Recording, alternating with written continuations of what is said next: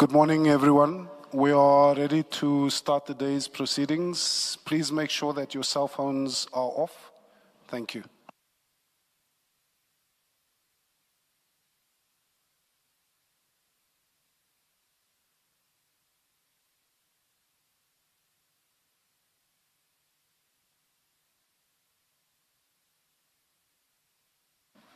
Yes, Mr. Shaskelson. Morning, Or rather, good morning. And may your colleagues place themselves on record, please. Good morning. Good morning, Chair. I'm Muso Matala from Matala and Associates. Good morning, Commissioners. Tsepo Matlala from Lekesiriti Makume Matlala Incorporated. Thank you to both of you. No relation with Mr. Kat Matlala. Absolutely not, no. No relation. No relation. Baby Jake Matlala, perhaps?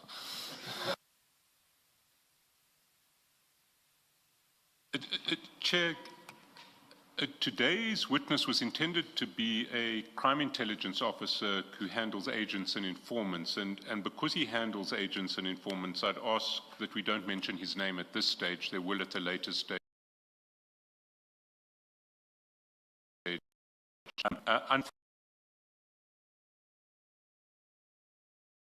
Received a postponement application, and we have a concern with the postponement application because it's supported by a medical certificate that is practically illegible and doesn't say a great deal to the extent that we can work out what it says, which is on page 8 of the papers. And sorry, Mr. Shaskelson.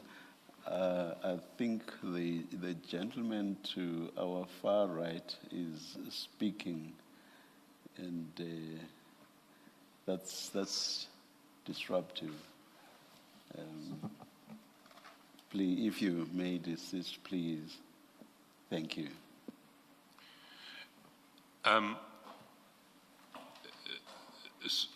And Chair, while we're not suggesting that this application is not bona fide, it is a concern because there are repeated cases of witnesses who are called to testify and who are unable or who postpone on grounds of health. And from our side, it's important that these postponements are properly motivated and that there is no doubt that the witness who we had hoped to have testifying is medically unable to testify. And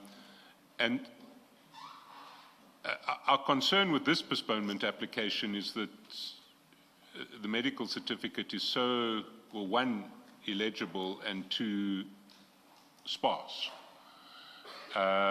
And what we would ask is that we stand the matter down for a day and that Mr. Matlala and his client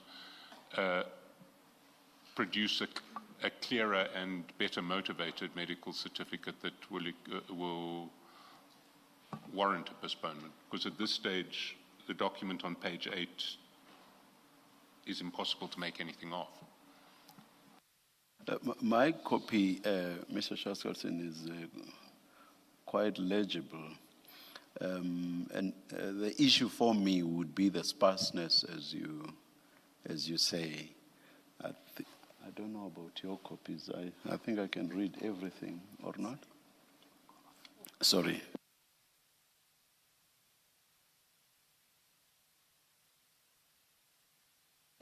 No. Now I correct myself. I did not. There's that part that says nature of illness right at the foot of the page. I can read everything else above that, but nature of illness / injury, I definitely cannot read that. So I withdraw what I just said, Mr. Shaskelson, because I think that's the most important part. Indeed, Chair. Yes. Were you done? Yes, I don't have anything else to add, Chair. Thank you, thank you. Yes, who's addressing? Perhaps I should ask this, am I supposed to recuse myself? Why is that, Chair? I'm a respondent. You should know. You should know why I'm asking. You've cited me as a respondent, so I assume you expect of me to recuse myself. No, we do not. We do not expect that. So why am I cited as a respondent then? Well, we imagine that the chair should be cited, and remember And if I'm cited, who decides the application? well, we at the final analysis, we remain in the chair's hands. So whatever the chair rules fit or deems fit, we'd follow suit. With these applications, I think the suitable person to cite, I'm sure she's uncomfortable, she's looking at me, is the Secretary of the Commission. Yes. Yes, please. We take the chair's wisdom in that regard. Please proceed. And yeah, so speaking to what the evidence leader has just raised, we had the opportunity to confer with him before the proceedings commenced, and we did agree in principle that we would endeavor to procure an acceptable medical certificate for the purposes of the postponement application. You should also consider, I'm well aware, of course, of the confidentiality that may sometimes, not always, relate to people's medical conditions, and but perhaps in something like this, that confidentiality issue may not apply as strongly. If the witness is not so ill as not to be able to depose to an affidavit, I think it would be the proper thing for him to do to actually also depose to an affidavit in addition to the medical certificate. Because these medical certificates will say the person is not fit to work from X date to Y date, no detail. But you find that the person is up and about, and if that's the case here, I don't see why we should not also get an affidavit from the witness. Would this affidavit be confirmatory in nature, or would it be an entirely separate affidavit? I'm not sure what your point is.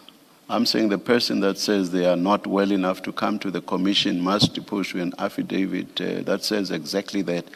How you tag it, I do not think is that material. Whether you call it confirmatory or whatever else, from where I'm sitting, is immaterial.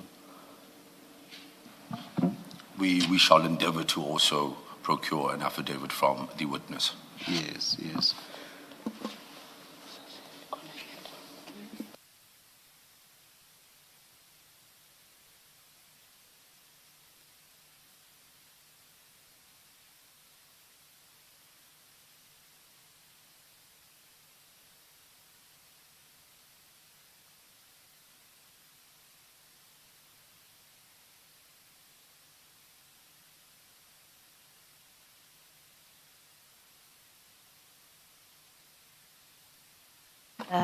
Thank you.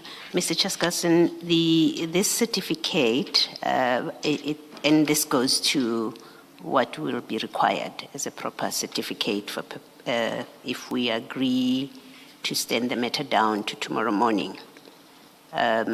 It's, for example, where it says from 21st 02, 26 to 25th 02, above those dates, it says, according to my knowledge, / as I was informed, she was unfit to work. So there has to be, I think when you state what that certificate, a proper certificate should look like, it must be clear this is the doctor's opinion about the condition of the patient. but also, yes, that, and then a proper description of the condition. With the risk that this may be a recurring issue, as you indicate. I mean, I think we've had this before, if not with this witness, then with other witnesses, that perhaps you may want to consider whether at some point, if this persists, whether a medical doctor or health professional who signs a certificate should not be called to come and testify. Alternatively, whether there are no appropriate circumstances to compel a witness to come if we end up with certificates like this. For example, in this case, it's an option available to the Commission, and we would ask you to address us on that at the appropriate time. Do we call the doctor? Do you apply and ask for a warrant to get the witness to come here because they don't provide satisfactory explanation and proof that they are unwell? Those are factors that I suggest you may want to consider. If not for this witness, then for other witnesses, because this risks being a recurring problem. So I agree with you that it's a matter that we have to be mindful of, that we don't end up allowing this to be a pattern of behavior, inadequate certificates. I mean, it is unacceptable that we've got A1 this morning.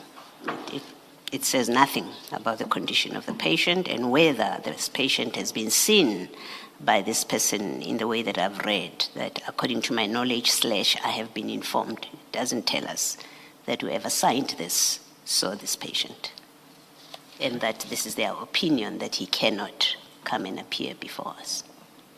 Thank you. Thank you, Chair.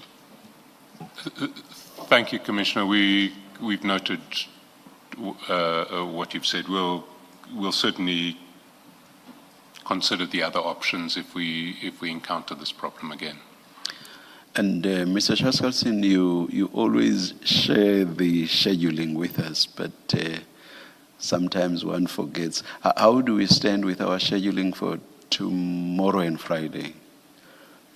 So tomorrow we have, we have witnesses. We have a witness scheduled. It's Mr. Masheka. All right.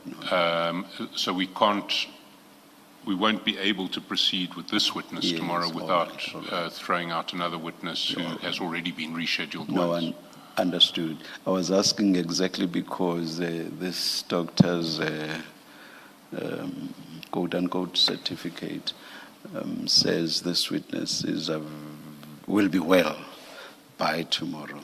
So I was thinking, why do we stand down to still consider the application? Why not just deal with the witness? But no, I understand what you say perfectly. Thank you very much.